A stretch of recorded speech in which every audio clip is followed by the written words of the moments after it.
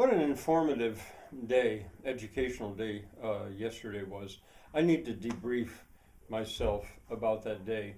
Uh, and I may end up doing it in three, four parts because I don't really want to rush this. It was simply a road trip, a drive to Roaring Spring and back via Hollidaysburg. And it was Friday. Normally, I would make a trip like that on Wednesday, and normally it wouldn't include Hollidaysburg. But in any case, because of what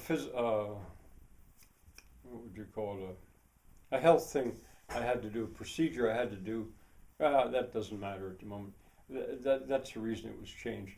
All right, on the way to Hollidaysburg, I, as usual, was not in a big hurry. And so I took some goat trails, that's what we call them. I didn't go the shortest possible way to get there, get back. I didn't want to get lost, as I've done before. But I got so far, and then eventually I turned off the main road. You see, there's three ways to get to Hollidaysburg. At least, well, there's 99, Interstate 99, the modern way.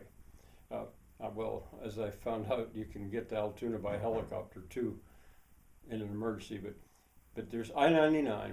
There's what we call Old 220, which is a two-lane road, and that used to be the way. It was a nightmare to drive that road when traffic got heavy. And there was still an older road that didn't really have a route name. It was just a collection of roads that would get you there. Well, I used Old 220 because I wasn't in a hurry. And eventually, though, as I approached it, I turned off and I went on to the older roads.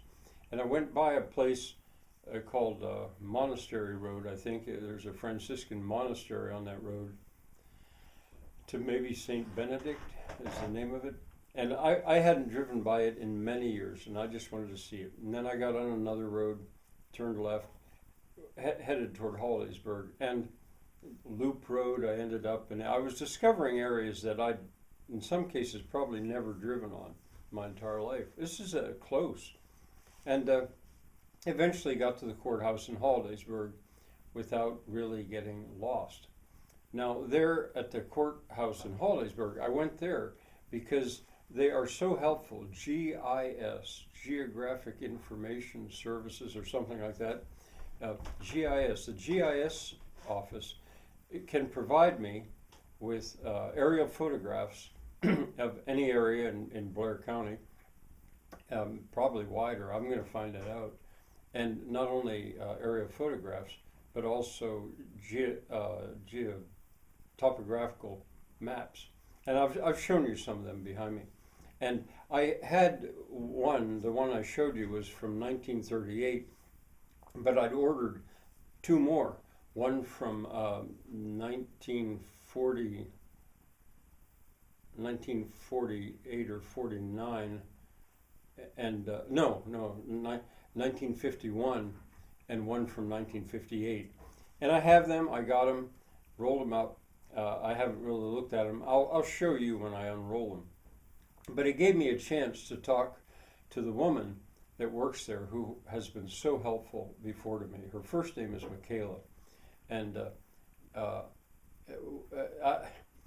one of the things that's so interesting to me about Michaela is she went to high school in the Roaring Spring area. Central is what they call that school.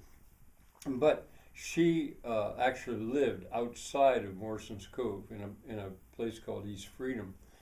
And she had told me that going through the McKee Gap into Morrison's Cove thrilled her.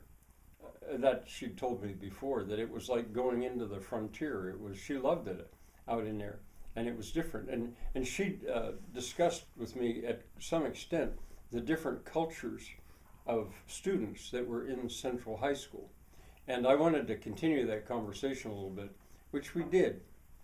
And so that was lovely. And I left an order for two more. They don't cost very much. I mean, you have to pay for the supplies, but they're on average about $20 a piece, $25 a piece. I ordered two more.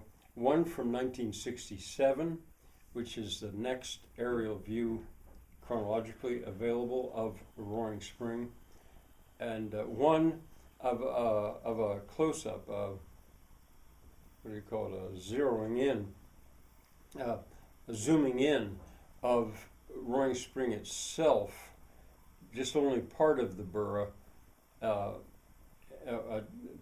earth topographical, and at a 2-foot increment instead of 10-foot. And it may or may not work for me because 2-foot increment gets so dense. But I'm zeroing in on the area where the paper mill was, because I'm spending so much time thinking about and studying, discussing what can be done with that site as it's finally getting cleaned up. I think I'll end this first part for now.